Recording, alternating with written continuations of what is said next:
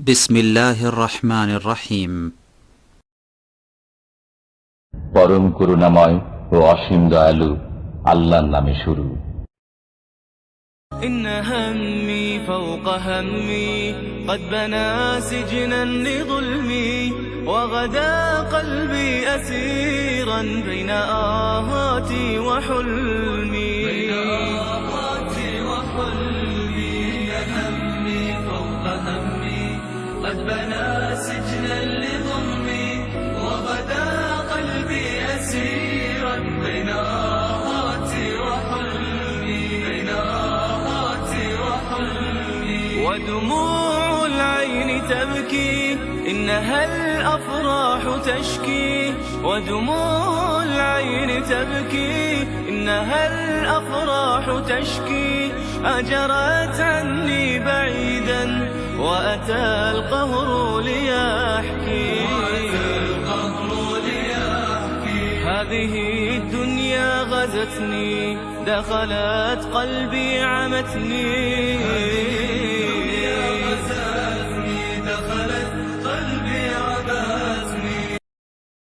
السلام عليكم ورحمة الله وبركاته.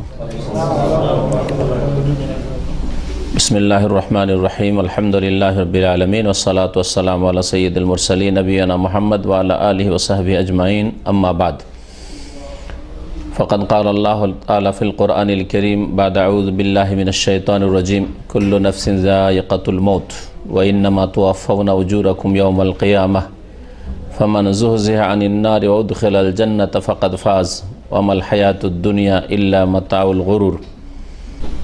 وقال المؤلف رحمه الله تعالى: الدرس الثامن عشر: تجهيز الميت والصلاة عليه.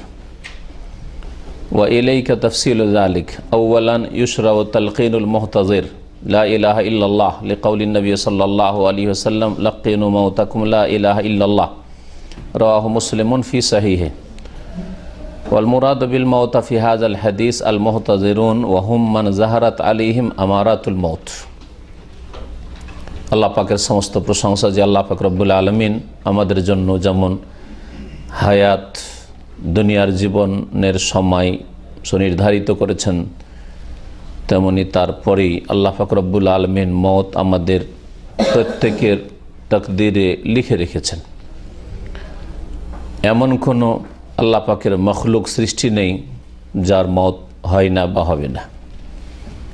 আল্লাহ পাক রব্বুল আলামিন এই হায়াতকে, দুনিয়ার জীবনকে কর্মজগৎ করেছেন, আমলের সময় করেছেন, আর মওতের পরে হচ্ছে বদলার জগৎ। সালাত এবং সালাম নাজিল হোক নবী মুহাম্মদ রাসূলুল্লাহ সাল্লাল্লাহু আলাইহি সাল্লামের ওপর, যার মৃত্যু হয়েছে। কোরআনে কারীমে আল্লাহ পাক রব্বুল আলামিন ইরশাদ করেছেন: ইন্নাকা মাইয়িতুন ওয়া ইন্নাহুম মাইয়িতুন। হে নবী মুহাম্মদ সাল্লাল্লাহু আলাইহি সাল্লাম, নিঃসন্দেহে তুমিও মারা যাবে, মৃত, মাইয়িত আল্লাহ পাক বলছেন। ওয়া ইন্নাহুম মাইয়িতুন, এবং তাদেরও মৃত্যু হবে, তারাও মারা যাবে। আজকে আদ-দুরুসুল মুহিম্মা, গুরুত্বপূর্ণ দর্শসমূহ, এই কিতাবটির যা লিখেছেন আল্লামা ইমাম শেখ আব্দুল আজিজ ইবনে বাজ রহমতুল্লাহ আলাই, তার কিতাবের 18তম যে চ্যাপ্টারটি রয়েছে তাতে রয়েছে মাইয়াতকে প্রস্তুত করা এবং তার প্রতি সলাতুল জানাজা, জানাজার নামাজ আদায় করা। এ সম্পর্কে শেখ রহমতুল্লাহ আলাই বিস্তারিত আলোচনা করেছেন 12টি পয়েন্ট। আমরা ইনশাআল্লাহ তাআলা ধারাবাহিক, একদিনে সম্ভব হবে না, ইনশাআল্লাহ তাআলা 2 দিন অথবা 3 দিনে আমরা এই বিষয়গুলি শেষ করব। আজকে প্রথম পর্ব শুরু হবে মাইয়াতকে কিভাবে প্রস্তুত করতে হবে দাফনের জন্য, আর তারপরে তার প্রতি সলাত আদায় করার, জানাজা পড়ার তরিকা কি, দাফন কাফনের তরিকা কি, আর তারপরে শেষ হবে গিয়ে মাইয়াতের জিয়ারত, কবর জিয়ারত। এসব বিষয়গুলি আসবে। আর প্রত্যেকটি বিষয় কোরআন এবং হাদিস থেকে দলিল সম্মত আলোচনা হবে ইনশাআল্লাহ। লেখক বলছেন যে তাজহিজুল মাইয়াত, এই অধ্যায় হচ্ছে মাইয়াতকে প্রস্তুত করা সম্পর্কে। জাহাজা ইউজাহিজু মানে প্রস্তুত করা। তো মাইয়াতকে যখন মারা যাবে তখন তাকে প্রস্তুত করতে হবে কাফন দিয়ে, গোসল দিয়ে দাফনের জন্য। আসসালাতু আলাইহি, তার প্রতি সালাত আদায় করা মানে জানাজা পড়া। সালাতের পরে যখন আলা শব্দটি ব্যবহার হয় সালাত আলাইহি, তখন জানাজার সালাত হয়। আর সালাত আলাইহির আরেকটি হয় বদদুয়ার অর্থ হয়। হ্যাঁ, কখনো কখনো ভালো দোয়ার অর্থ হয়ে যায়। যেমন আল্লাহ পাক যাকাত সম্পর্কে বলছেন নবী সাল্লাল্লাহু আলাইহি সাল্লামকে যে হে নবী তুমি খুয মিন আমওয়ালিহিম সাদাকাতান তুতাহিরুহুম ওয়া তুযাক্কিহিম বিহা ওয়া সাল্লি আলাইহিম, মানে তাদের জন্য দোয়া করো। তাহলে এখানে আলাইহিম মানে লাহুম, তাদের জন্য দোয়া করো। সালাতের পরে যে আলা হারফে জার এসছে, এখানে দোয়ার অর্থ রয়েছে, ভালো দোয়ার অর্থ রয়েছে। যারা যাকাত দিচ্ছে, সাদকা দিচ্ছে, তাদের জন্য তুমি দোয়া করো। নবী করিম সাল্লাল্লাহু আলাইহি সাল্লামকে আল্লাহ পাক বলছেন সূরা তাওবাতে। দোয়ার পরে যখন আলা আসে তখন বদদোয়ার অর্থে হয় সবসময়। উদু আলাইহি মানে তার উপর বদদোয়া করো। আর দোয়ার পরে যখন লাম হারফে জার আসে তখন উদু লাহু, তার জন্য ভালো দোয়া করো। তারপরে লেখক বলছেন ওয়া ইলাইকা তাফসিলু যালিক, বিস্তারিত এই মাইয়াত সম্পর্কীয় বিধিবিধান পেশ করা হচ্ছে আপনাদের সামনে। আউয়ালান, প্রথম বিষয়, প্রথমত মানে প্রথম বিষয় ইউশরাউ তালকিনুল মুহতাজির। প্রথম যে বিষয়টি সেটা হচ্ছে যে ব্যক্তির মৃত্যুর মুহূর্ত উপস্থিত হয়েছে তাকে মুহতাজির বলা হয়, মানে হাজারাহুল মৌত, মৌতের সময় এসে গেছে। অমর্ষ ব্যক্তি শেষ অবস্থায়, যার মত মোটামুটি নিশ্চিত, এখন হয়তো মারা যাবে, এইরকম উপলব্ধি করতে পারছেন, এই রকম লোককে স্মরণ করিয়ে দিতে হবে, যাকে তালকিন বলা হয়। লাক্কানা ইউলাক্কানু মানে পড়িয়ে দেওয়া, স্মরণ করিয়ে দেওয়া। ছোটো বাচ্চাকে উচ্চারণ করে স্মরণ পড়িয়ে দিচ্ছেন, পড়তে জানে না, কোনো কিছু পড়িয়ে দিচ্ছেন, এটাকে তালকিন বলা হয়। বলছেন ইউশরাও, শরীয়ত সম্মত বিধান হচ্ছে তালকিনুল মুহতাজির, মৃত্যু মুখে পতিত ব্যক্তিকে স্মরণ করিয়ে দেওয়া লা ইলাহা ইল্লাল্লাহ, এই কালিমা তাইয়্যিবাটি, আল্লাহ ছাড়া কেউ সত্য মাবুদ নেই, অর্থাৎ এক আল্লাহর তৌহিদ, একত্বর স্বীকৃতি দান করা, আর এক আল্লাহ ছাড়া সমস্ত বাতিল মাবুদকে অস্বীকার করা। কমপক্ষে জীবনের শেষখানে অর্থ বুঝে সমস্ত বাতিল উপাস্যকে অস্বীকার করুক, আর এক আল্লাহর তৌহিদের স্বীকারোক্তি প্রদান করুক, যার মাধ্যমে তার নাজাত হতে পারে। যদি অন্তর থেকে বিশ্বাস করে বলে আর মন্ত্রের মতো পাঠ করে, কিছু বুঝলো না অর্থ, আর এমনি এসে তাবারকের জন্য পড়িয়ে দিল, তাতে কোনো ফায়দা নেই। ওই শিরকি আকিদা থেকে গেল, কবর মাজার পূজার আকিদা থেকে গেল যে ওরাই দিতে পারে, আর শুধু পড়তে পারে লা ইলাহা ইল্লাল্লাহ পড়লো, লা ইলাহা ইল্লাল্লাহ পড়লো, এই লা ইলাহা ইল্লাল্লাহ পড়াই কোনো ফায়দা নেই। যেই লা ইলাহা ইল্লাল্লাহ মানুষের হৃদয়কে পরিবর্তন করে, কথা পরিবর্তন করে, কাজ পরিবর্তন করে। আল্লাহ ছাড়া কেউ সত্য মাবুদ নেই, তার অন্তরও নেই, কথাতেও নেই, কাজেও নেই। তাহলে এই লা ইলাহা ইল্লাল্লাহ ফায়দা হবে। কখনো কোরআন এবং হাদিসে এমন কিছু নেই যে শুধু এটা মন্ত্রের মতো পড়লে ওতে সওয়াব আছে বা ওতে মানুষের জীবন পাল্টে যাবে, এরকম কিছু নেই। আসলে লা ইলাহা ইল্লাল্লাহ স্মরণ করিয়ে দিতে হবে। স্মরণ করিয়ে দেওয়ার দুটি তরিকা হইতে পারে। একটা হচ্ছে যে তাকে বলা যে লা ইলাহা ইল্লাল্লাহ পড়ুন, ছেলেরা বলবে, মেয়েরা বলবে আব্বু লা ইলাহা ইল্লাল্লাহ পড়ুন, হ্যাঁ, স্ত্রী বলবে স্বামীকে লা ইলাহা ইল্লাল্লাহ পড়ো, স্বামী বলবে স্ত্রীকে, ইত্যাদি, যে যারা কাছে আছে ওই ব্যক্তির। স্মরণ করে মানে তাকে পড়তে নির্দেশ দেবে ভালোভাবে। আর আরেকদল উলামায়ে কেরাম বলছেন না, নির্দেশ না দিয়ে বারবার তার সামনে লা ইলাহা ইল্লাল্লাহ পড়তে থাকবে, এটা বেশি ভালো। কারণ অনেক সময় বিরক্তিবোধ করতে পারে, যখন মানুষ অসুস্থ থাকে তখন মনটা খুব সংকীর্ণ হয়ে যায়, মেজাজটা খুব খিটখিটা হয়ে যায়, মেজাজ আর মন মেজাজ ঠিক থাকে না, কি বলতে কি বলে ফেলতে পারে। যার ফলে ওই সময় তাকে বলছেন, যদি আমি বলবো না তাহলে কি হয়ে গেল, কুফরি হয়ে যাবে না, আমি মানি না এইসব কথা, আল্লাহ না করে যদি বেরিয়ে যায় তো গেল তার। এই জন্য অনেকে বলছেন যে এরকম না করে ওর পাশে আপনারা পড়তে থাকেন লা ইলাহা ইল্লাল্লাহ, লা ইলাহা ইল্লাল্লাহ, বা আশহাদু আল্লা ইলাহা ইল্লাল্লাহ ওয়া আশহাদু আন্না মুহাম্মাদান রাসূলুল্লাহ বা মুহাম্মাদান আবদুহু ওয়া রাসূলুহু ইত্যাদি বলতে থাকেন, একাধিকবার বলতে থাকেন। এই ক্ষেত্রে উত্তম হচ্ছে যে একবার যখন দেখলেন যে বলে নিল মাইয়াত, যে মানে মৃত্যু মুখে পতিত এখন বলে নিল, তখন আর আপনাকে বারবার বলার প্রয়োজন নেই। কারণ বিরক্তিবোধ হইতে পারে যে আমি অশান্তিতে আছি, কষ্ট পাচ্ছি, শারীরিকভাবে যন্ত্রণায় হয়তো আছে, আর বারবার করে এরা কী বলছে, বিরক্ত করছে আমাকে। তো এই জন্য একবার যদি বলে নেই তো আপনার নীরব হয়ে যান। আর যদি এরকম হয়ে যায় যে একবার বলে নিল, তারপরে বেশ কিছুক্ষণ আরও সময় পেয়েছেন, অনেকক্ষণ হয়ে গেছে, মাঝখানে অন্য দুনিয়ার কোনো কথা হয়েছে, আরও কিছু সাংসারিক কথা পরিবারের সাথে হয়েছে, তাহলে আবার শেষখানে আবার স্মরণ করেন লা ইলাহা ইল্লাল্লাহ, যাতে করে শেষ কথাটি তার এই দুনিয়া থেকে বিদায়ের পূর্ব মুহূর্তে দুনিয়ার কোনো কথা না হয়, লা ইলাহা ইল্লাল্লাহ হয়। কারণ নবী করিম সাল্লাল্লাহু আলাইহি ওয়াসাল্লাম হাদিস ওই রকম রয়েছে, মান কানা আখিরু কালামিহি, যার শেষ কথা হবে লা ইলাহা ইল্লাল্লাহ। নবী করিম সাল্লাল্লাহু আলাইহি ওয়াসাল্লাম বলেছেন, লাক্কিনু মাউতাকুম লা ইলাহা ইল্লাল্লাহ, তোমাদের মৃতদেরকে, অর্থাৎ মৃত্যু মুখে পতিত, এখন মরতে যাচ্ছে, মারা যাবে মনে হচ্ছে, এই রকম ব্যক্তিকে মওতা বলা হয়েছে আগামী সময়টিকে লক্ষ্য রেখে। হ্যাঁ, যেমন একজন এখন আলেম হয়নি কিন্তু আলেম বলছেন, মানে আলেম হইতে যাচ্ছে। নবী করিম সাল্লাল্লাহু আলাইহি ওয়াসাল্লাম কি বলছেন, তোমাদের ওই সব লোকদেরকে যাদের মৃত্যুর সময় এসে গেছে তাদেরকে স্মরণ করিয়ে দাও লা ইলাহা ইল্লাল্লাহ। রাওয়াহু মুসলিম, হাদিসটি সহিহ মুসলিমে রয়েছে। মওতা মানে কি? মৃতকে, তো মরে যাওয়া ব্যক্তিকে তো আর স্মরণ করিয়ে লাভ নেই, তার সামনে পাঠ করে তো লাভ নেই। এই জন্য বলছেন শেখ রহমতুল্লাহ আলাইহি, ওয়াল মুরাদ বিল মওতা, এখানে মওতা তোমাদের মৃতদেরকে মানে ফি হাযাল হাদিস, এই হাদিসে অর্থ হচ্ছে আল মুহতাযিরুন, মানে যাদের মওতের সময় উপস্থিত হয়েছে, হাজির হয়েছে, মওতের সময় এসে গেছে। ওরা আবার কারা মুহতাজির? আরবি ভাষা এটি। মুহতাজির বলতে ওর অর্থ হয় যে মান হাজারাহুল মউত, ওহুম মান জাহারাত আলাইহিম আমারাতুল মউত, যার ওপর মৃত্যুর লক্ষণ প্রকাশ পেয়েছে, ওর অবস্থা দেখে বোঝা যাচ্ছে যে আর বাঁচবে না, এই ব্যক্তিকে স্মরণ করা লা ইলাহা ইল্লাল্লাহ।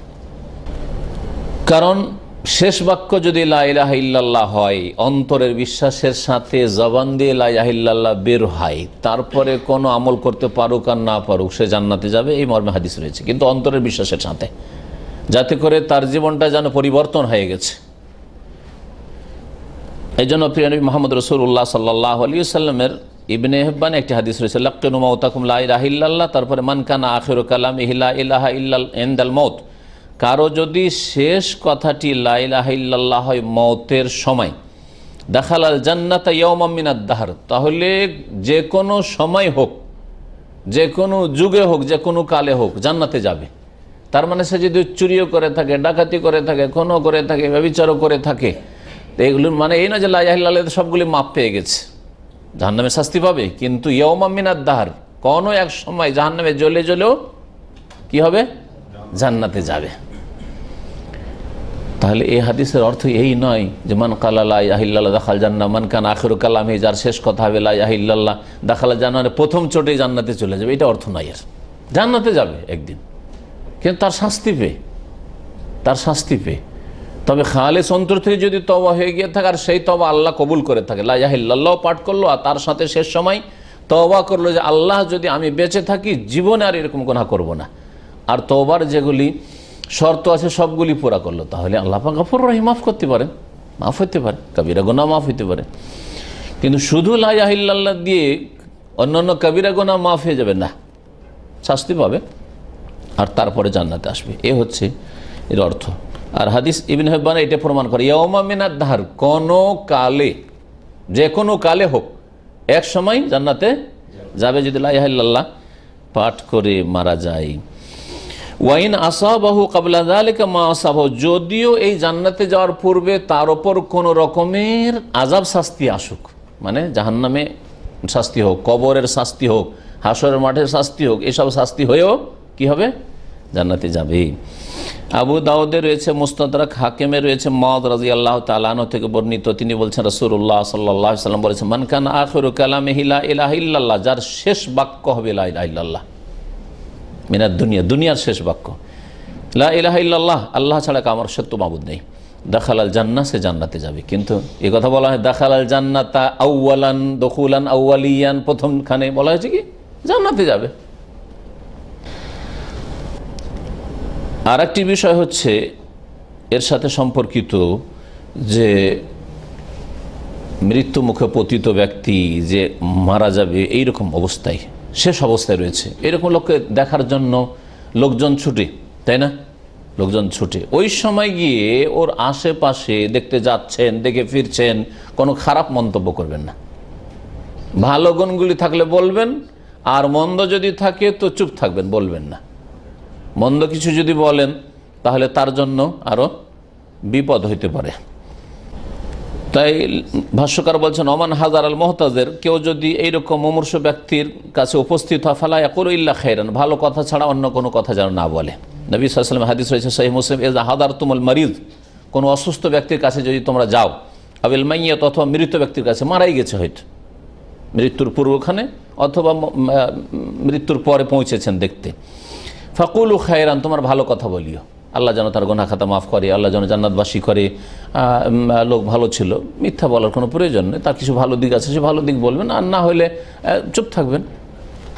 ফাইনাল মালায়েকা ইউআমিনুনা আলা মা তাকুলুন, কারণ ফেরেশতারা তোমাদের কথাগুলির ওপর আমিন আমিন বলে। তোমার যদি লোকটা খুব খারাপ ছিল, তাহলে ওই রকমই তার দশা হবে হয়তো, সেই জন্য খারাপ কথা বলতে নেই।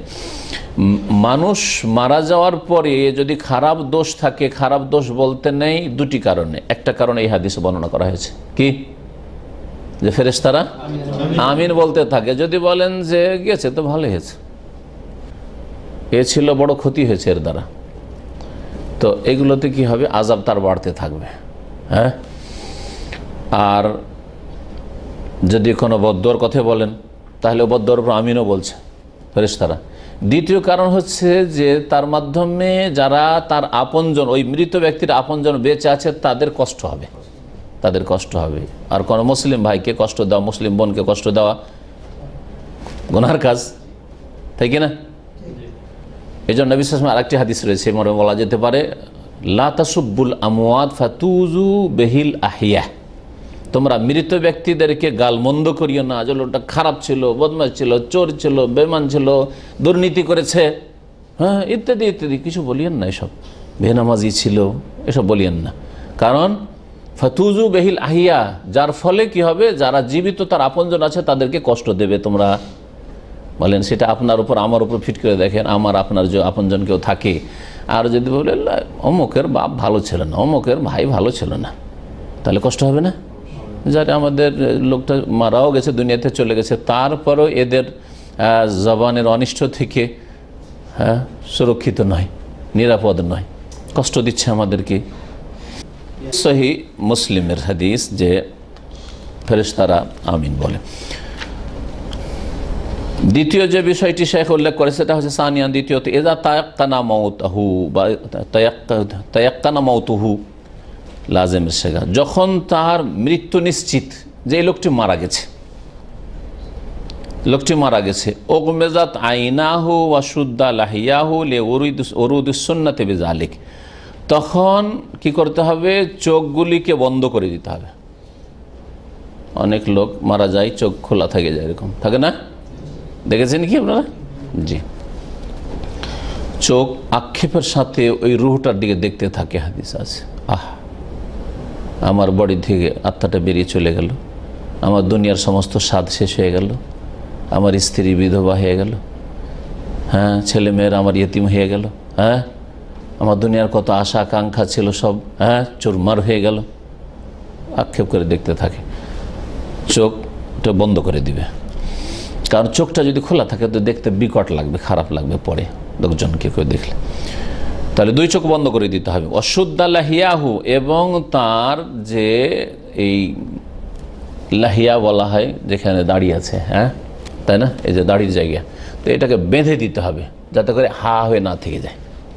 বেঁধে না রাখলে, এটাকে যদি বেঁধে না রাখেন এর সাথে এইভাবে, তাহলে কি হবে, হা হয়ে থেকে যেতে পারে। আর কয়েক ঘন্টা থেকে যাওয়ার পরে মুখ বন্ধ করতে চাইলে আর বন্ধ করতে পারবেন না।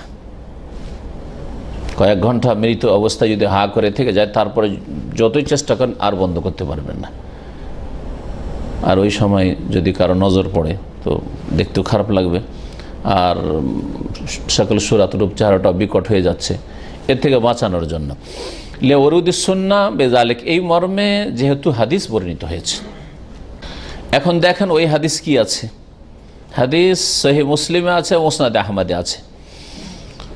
দুই চোখ বন্ধ করে দিতে হবে আর মাইয়েতের জন্য দোয়া করতে হবে। এই বিষয়গুলি উম্মে সালমা রাদিয়াল্লাহু তাআলা আনহার বর্ণিত হাদিসে রয়েছে। তার স্বামীর যখন ইন্তেকাল হয়, আবু সালমা খুব প্রখ্যাত সাহাবী ছিলেন, আর উম্মে সালমা রাদিয়াল্লাহু আনহা নবী সাল্লাল্লাহু আলাইহি ওয়াসাল্লামের বিবি একজন।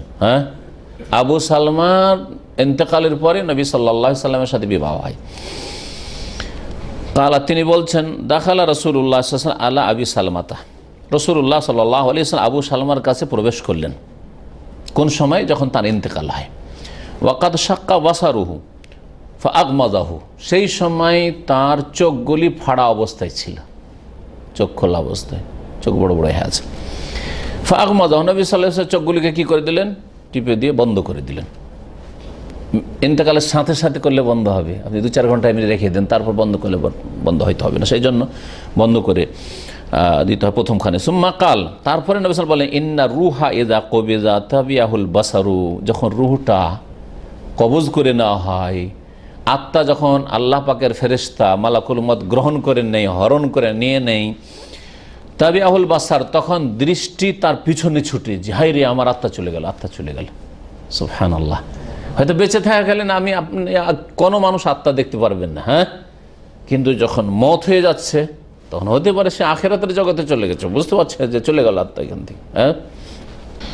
ফাদাজ্জা নাসুম মিন আহলিহি, এই কথা শোনার পরে, নবী সাল্লাল্লাহু আলাইহি ওয়াসাল্লামের এই কথা শোনার পরে যে রূহ যখন মালাকুল মউত কবজ করে নেয়, তখন দৃষ্টি চোখ তার পেছনে ছুটি, যাহাই আমার আত্মা বেরিয়ে চলে গেল। এই শুনে তার পরিবারের আত্মীয় স্বজন লোকেরা ছিল, স্ত্রী আরও ছেলেমেয়েরা আছে বা ভাই বোনেরা আছে, বেরাদর, তারা খুব কান্নাকাটি শুরু করেছে, চিৎকার করে কান্না শুরু করেছে।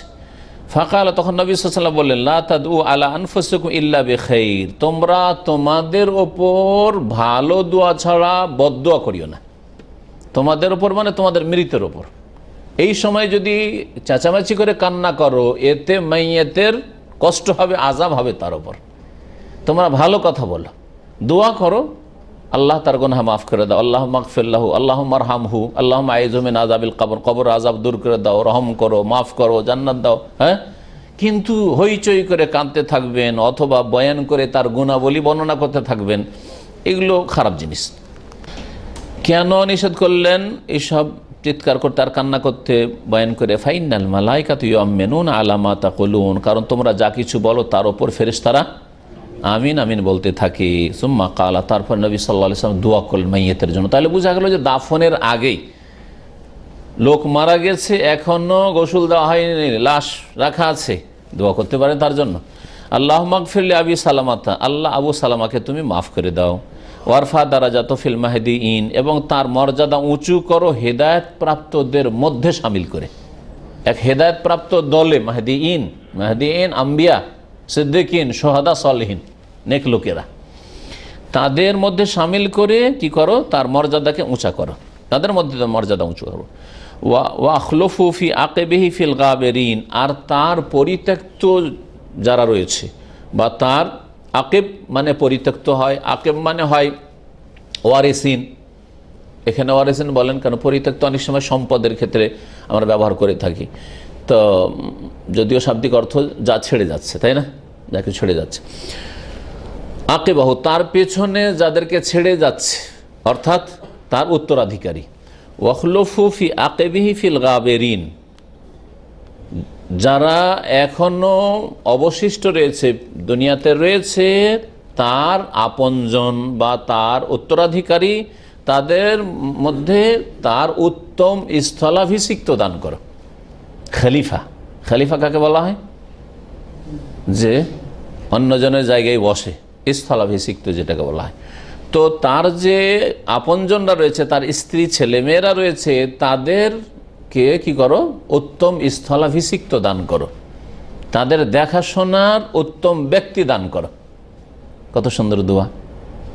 একজন লোক মারা যাচ্ছে আর তার জন্য যদি এই দোয়া হয়, তার মানে তার স্ত্রী ছেলে মেয়ে আছে, আল্লাহ তাদের দেখাশোনার, যেমন তার বাবা করতো, ছেলে মেয়েদের বাবা করতো, বা ওই মহিলার স্বামী করতো, তার চাইতে ভালো লোকের ব্যবস্থা করে দাও, তার চাইতে ভালো লোকের ব্যবস্থা করো, বিকল্প দান করো। এই দোয়া কত সুন্দর হয়ে কবুল হয়েছে রাসূলুল্লাহ সাল্লাল্লাহু আলাইহি ওয়াসাল্লাম। চিন্তা করেন, উম্মে সালমার স্বামী ছিলেন আবু সালামা সাহাবি, আর ইদ্দত 4 মাস 10 দিন পার হওয়ার পরে স্বামী হলেন সৈয়দুল মুরসালিন খাতামুন নবীন মোহাম্মদ রাসূলুল্লাহ সাল্লাল্লাহু আলাইহি ওয়াসাল্লাম। উম্মে সালামা বিয়ে করতে চাইছিলেন না, যে আমার অনেকগুলি ছেলে মেয়ে, এদেরকে ছেড়ে আমি বিয়ে করব না। নবী সাল্লাল্লাহু আলাইহি ওয়াসাল্লাম বললেন যে ছেলে মেয়ের তুমি কোনো চিন্তা করিও না, তোমার ছেলে মেয়েদের দেখাশোনার জন্যই আমি বিয়ে করছি। তোমার ছেলে মেয়ের ভরণ পোষণ দেখাশোনা তরবিয়তের দায়িত্ব আমার। নবী করিম সাল্লাল্লাহু আলাইহি ওয়াসাল্লামের সম্পর্কে এমনি বোন ছিলেন। ওয়ারফা দারাজাতু ফিল মাহদিয়িন ওয়াখলুফু ফি আকবি ফিল গাবিরিন ওয়াগফির লানা ওয়া লাহু ইয়া রাব্বাল আলামিন। আল্লাহ আমাদেরকে ক্ষমা করে দাও, ওয়া লাহু আর তাকেও মাফ করে দাও। কাকে? আবু সালামাকে। ইয়া রাব্বাল আলামিন, হে বিশ্বজাহানের মালিক। ওয়াফসাহ লাহু ফি কবরিহি, আর তার কবরকে প্রশস্ত করে দাও। ওয়ান্নাউওয়ির লাহু ফিহি, এবং তার জন্য তার কবরকে আলোকিত করে দাও। এখনও কবর দাফন করা হয়নি, হ্যাঁ? তাহলে এই দোয়া করা সুন্নাত, এই দোয়া মুখস্থ করেন। আখরাজাহু মুসলিম ও আহমদ, সহিহ মুসলিম এবং মুসনাদ আহমদের হাদিস। যখন মানুষ মারা যায় তখন মাইয়াতকে কাপড় দিয়ে ঢেকে দিতে হয়, মাথা থেকে পা পর্যন্ত, খোলা রাখতে হয় না।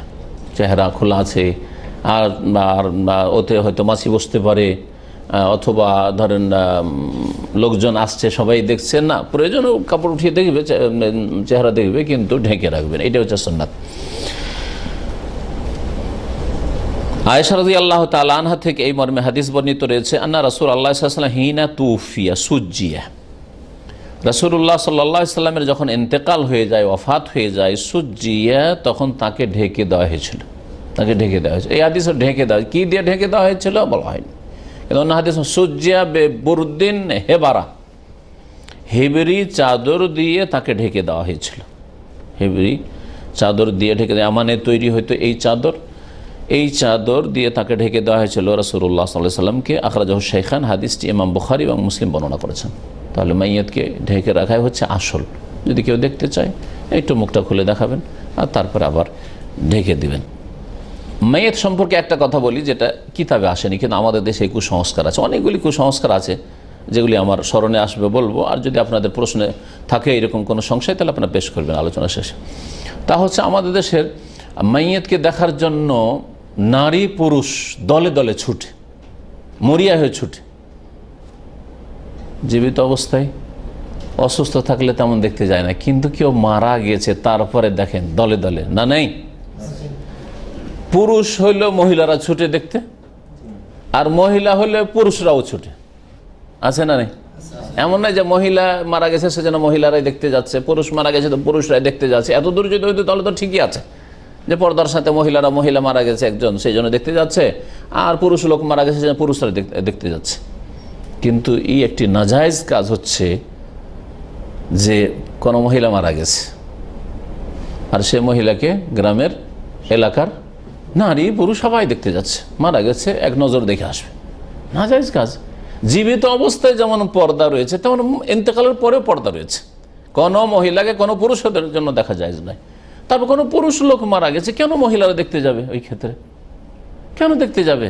হ্যাঁ, সান্ত্বনা দেওয়ার জন্য যেতে পারে, তাজিয়াতের জন্য, সান্ত্বনা দেওয়ার জন্য, যে মহিলারা যাচ্ছে, গিয়ে মাইয়াত দেখতে চাইবে না বা মাইয়াতে দেখতে যাবে না, সেখানে পুরুষকে সেখানে গিয়ে যারা আছে তাদেরকে সান্ত্বনা দেবে। এরকম যদি হয় তাহলে তার বৈধতা আছে। তারপর আরেকটি বিষয় লেখক উল্লেখ করেছিলেন, ওয়া শাদ্দুল আহিয়াহু, কি করতে হবে? থুতনিটাকে বেঁধে দিতে হবে, যাতে করে মুখটা খুলে না যায়।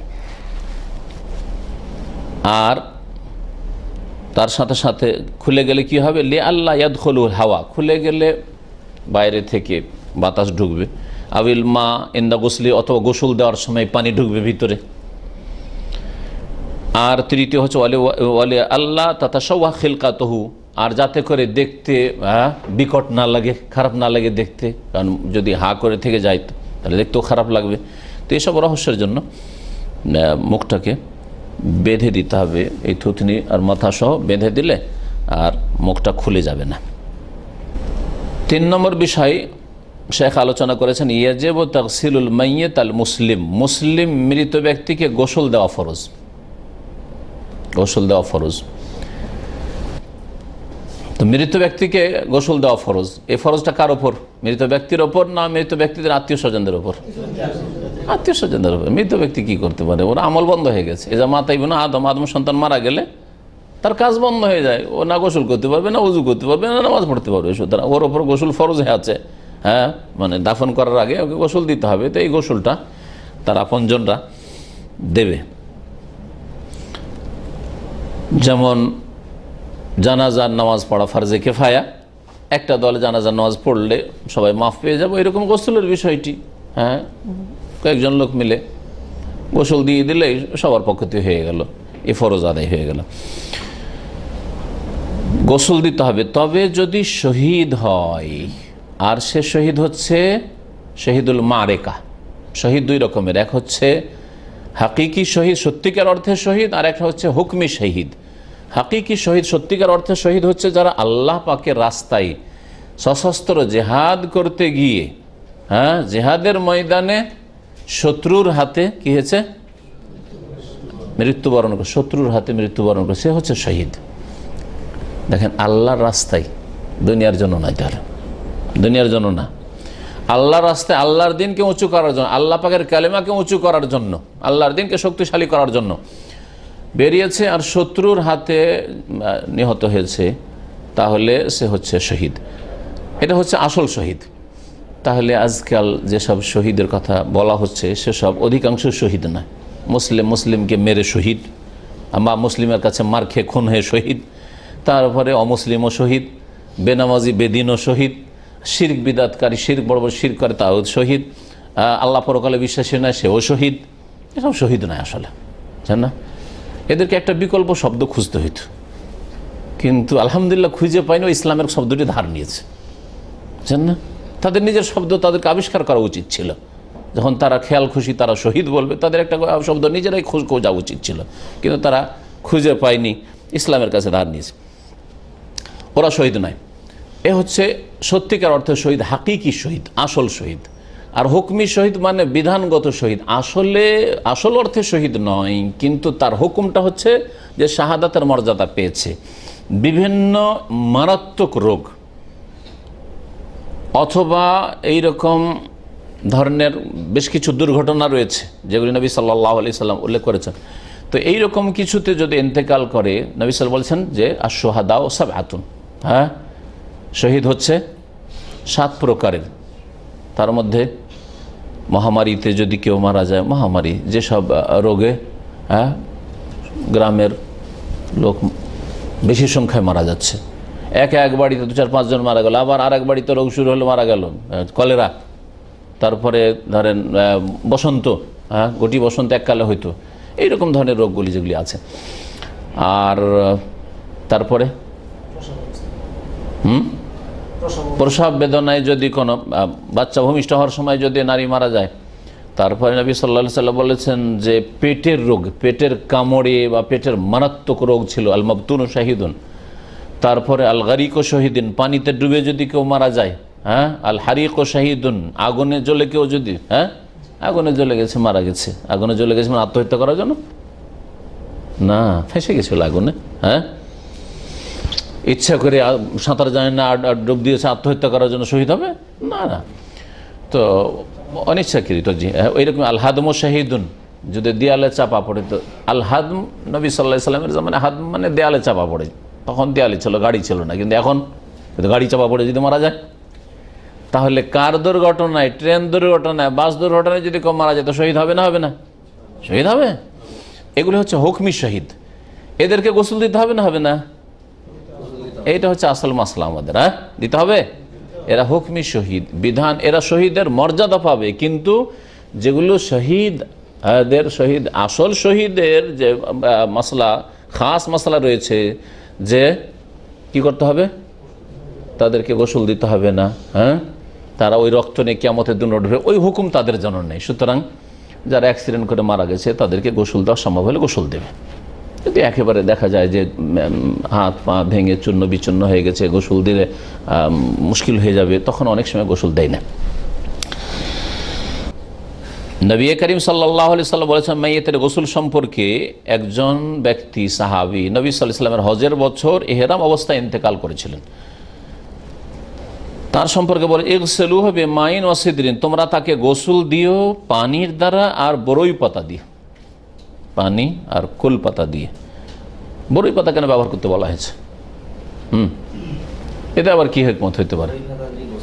হ্যাঁ, পরিষ্কার হয়, বরই পাতা দিয়ে গোসল করলে পরিষ্কার হয় বেশি, চলেন একটা কারণ। আর কিছু পরিষ্কার আজকালকার উন্নত মানের সাবান দিয়ে তো হইতে পারে। তো কেউ যদি বলে আমরা বরই পাতা দেবো না সাবান দেবো, তো সুন্নাত আদায় হবে কি? নবী সাল্লাল্লাহু আলাইহি সাল্লাম যে হুকুম আছে হুকুম পালন হবে কি? না, হবে না। তাহলে শুধু এই হিকমত তাহলে যথেষ্ট নয়। বরই পাতা দিয়ে গোসল করালে ওই শরীরে, যে শরীর বরই পাতা, আর বরই পাতাকে গরম করতে হবে, পানিতে ফুটাইতে হবে যাতে করে ওতে ওই রসটা যায়। ওতে হবে কি শরীর তাড়াতাড়ি পচবে না, সরবে না, বা পোকামাকড় তাড়াতাড়ি তাতে লাগবে না। এটা একটা হিকমত রয়েছে, এই হিকমতগুলি রয়েছে, যার ফলে বরই পাতা ব্যবহার করতে বলা হয়েছে। রাওয়াহুল বুখারী ও মুসলিম, সহিহ বুখারী মুসলিমের হাদিস। নবী করিম সাল্লাল্লাহু আলাইহি ওয়াসাল্লামের বড় মেয়ে যায়েনব বিনতে রাসূলিল্লাহ সাল্লাল্লাহু আলাইহি ওয়াসাল্লাম রাদিয়াল্লাহু আনহা, তিনি যখন ইন্তেকাল করেছিলেন নবী সাল্লাল্লাহু আলাইহি ওয়াসাল্লাম ইগসিলনাহা সালাসান আও খামসান আও সাবআন, মহিলাদেরকে, যেসব মহিলারা গোসল করাতেন তাদের একজন ছিলেন প্রখ্যাত সাহাবী উম্মে আতিয়া রাদিয়াল্লাহু আনহা। ইনি সাহাবী, মহিলারা ইন্তেকাল করলে তিনি গোসল করাতেন। তো তাদেরকে নির্দেশ দিয়েছিলেন ইগসিলনাহা, এ আমার মেয়েকে তোমরা গোসল দাও, সালাসান 3 বার করে। তাহলে সর্বনিম্ন উত্তম হচ্ছে 3 বার। একবার গোটা শরীরে পানি বইয়ে দিলে গোসল হয়ে যেতে পারে যদি শরীরে পানি পৌঁছে যায়, কিন্তু ওর চাইতে ভালো হচ্ছে কি সর্বনিম্ন উত্তমের জন্য বললাম। তাহলে সর্বনিম্ন ফরজ গোসল হচ্ছে একবার পানি বহিয়ে দেওয়া শরীরে, কিন্তু সর্বনিম্ন উত্তম হচ্ছে 3 বার। আর 3 বারে যদি দেখা যায় যে না আরও ধোয়ার প্রয়োজন রয়েছে তাহলে 5 বার, আও খামসান আও সাবআন, অথবা 7 বার, আও আকসার মিন যালিকা। আর যদি 7 বারেও না হয় আরও প্রয়োজন, 7 বার ধোয়ার পর দেখা যাচ্ছে যে পেশাব পায়খানার দ্বার দিয়ে কিছু বেরিয়ে আসলো, তাহলে আও আকসার মিন, এর বেশি। তবে বেজোড় করা ভালো, কারণ নবী সাল্লাল্লাহু আলাইহি সাল্লাম 3, 5, 7 বলেছেন, জোড়গুলি বলেননি, তাহলে বোঝা গেল যে বেজোড় করলেই ভালো। রাওয়াহুল বুখারী, হাদিস সহিহ বুখারীর। ফায়াজিব তাগসিলুল মাইয়িত ওয়ালাউ ইগতাসালা ক্বাবলা খুরুজ রূহিহি, এমনকি ইন্তেকালের পূর্ব মুহূর্তেও যদি গোসল করে থাকে তারপরেও মওতের পরে, ইন্তেকালের পরে গোসল দেওয়া ফরজ। কারণ এই গোসলের সম্পর্ক, গোসলের ফরজ হওয়ার সম্পর্ক হচ্ছে মওতের সাথে, মারা গেছেন সেই জন্য গোসল দিত একজন মুসলিম। তারপরে শেখ বলছে ইল্লা ইয়াকুনা শাহীদান মাতা ফিল মারিকা, তবে যদি শহীদ, এমন শহীদ হন যে যিনি আল্লাহর রাস্তায় জিহাদের ময়দান, মারেকা মানে রণক্ষেত্র, জিহাদের ময়দানে মারা গেছেন, ফাইন্নাহু লা ইউগাসসালু, তাহলে তাকে গোসল দিতে হবে না। মুজাহিদ শহীদ হয়েছেন, গোসল দিতে হবে না। ওয়ালা ইউসাল্লা আলাইহি, এমনকি জানাজা পড়তে হবে না, জানাজাও পড়তে হবে না। বাল ইউদফানু ফি সিয়াবিহি, নবী করিম সাল্লাল্লাহু আলাইহি ওয়াসাল্লাম শহীদের জানাজা পড়েননি, সে জানাজা পড়তে হবে না। এক জানাজা পড়তে হবে না যারা ঈমান ভঙ্গ করেছে, ইসলাম ভঙ্গ করেছে।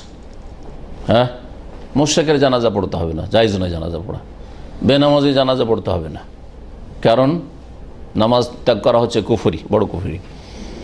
এইরকমই যারা বড় বড় পাপ, ঋণের বোঝা আছে আর ঋণ পরিশোধ করার ব্যবস্থা রেখে যায় না, ঋণ পরিশোধ করছে না, হ্যাঁ, তার আত্মীয় স্বজনরা, তাহলে ভালো লোকেরা জানাজা, একদল জানাজা পড়বে, কিন্তু ভালো লোকের নেক আলেম ওলামা পরেশগার এলাকার লোকের জানাজা পড়বেন না। এইরকমই বেশ কিছু হারাম কাজ, চোর, হ্যাঁ, বা মদখোর মারা গেছে, গুনাহগার বিভিন্ন গুনাহে জড়িয়েছিল মারা গেছে, তাহলে এলাকার নেক লোকেরা জানাজা পড়বে না। যেমন নবী করিম সাল্লাল্লাহু আলাইহি ওয়াসাল্লামের কাছে এমন কোন মাইয়িতকে নিয়ে আসা হইতো যে মাইয়িতের উপর ঋণের বোঝা থাকতো, কেউ পয়সা পাবে, নবী সাল্লাল্লাহু আলাইহি ওয়াসাল্লাম সাল্লু আলা সাহিবাকুম, আগে জিজ্ঞেস করতে হাল আলাইহি দাইন, ওর ওপর ঋণের বোঝা টোঝা আছে নাকি? হ্যাঁ, আলাইহি দাইনুন, তো ঋণ আছে ওর ওপর, অনেকে টাকা পয়সা পাবে বা কেউ পাবে, একজন পাবে। সেই ক্ষেত্রে নবী সাল্লাল্লাহু আলাইহি ওয়াসাল্লাম বলছেন সাল্লু আলা সাহিবাকুম, তোমাদের এই সাথী সঙ্গী যে রয়েছে মৃত ব্যক্তি মাইয়িতের, এর জানাজা তোমরা পড়ো, আমি রাসূলুল্লাহ সাল্লাল্লাহু আলাইহি ওয়াসাল্লাম পড়বো না। এর থেকে উলামায়ে কেরাম নিয়েছেন রাসূলুল্লাহ সাল্লাল্লাহু আলাইহি ওয়াসাল্লাম পড়েননি, তখনকার সবচেয়ে শ্রেষ্ঠ, বরং সর্বযুগের সবচেয়ে শ্রেষ্ঠ মানুষ তিনি। সুতরাং এলাকার মধ্যে যারা শ্রেষ্ঠ মানুষ, হ্যাঁ, কোরআন শোনার আলেম, ভালো আলেম, পরহেজগার লোকেরা, এলাকার যারা নেক লোক, ওরা জানাজা পড়বে না, যাতে সতর্ক সাবধান হয় যে আরে এই লোক রোজা রাখতো না, সেজন্য এলাকার আলেম আলমারা, পরহেজগার লোকেরা জানাজা পড়েনি তার। এই লোক যেহেতু চোর ছিল, মদখোর ছিল বা জেনাকারী ছিল, সেই জন্য তার জানাজা আলেম আলমা পরহেজগার লোকেরা পড়েনি। সতর্ক সাবধান, বাকি পাপীগুলো হবে, যে আমি যদি মারা যাই তো আমারও জানাজা, কিন্তু ভালো লোকেরা পড়বেন, ভালো লোকদের দুয়াই পাবো না, লোকগুলি তাহলে সংশোধন করে ফিরে, এটা হচ্ছে উদ্দেশ্য। আর এক জানাজা পড়তে হবে না কার, যে বিনা হিসাবে জান্নাতি, যদি তার উপর ঋণের বোঝা না থাকে, সে হচ্ছে শহীদ, আল্লাহর রাস্তায় যে শাহাদাত বরণ করেছে। ওই কাপড়ে দাফন করতে হবে যেই কাপড় শরীরে থাকা অবস্থায় শাহাদাত বরণ করেছে, আর সেই কাপড়ে শরীরে রক্ত লেগে আছে, কারণ এগুলি তার জন্য কিয়ামতের দিন সাক্ষী হবে।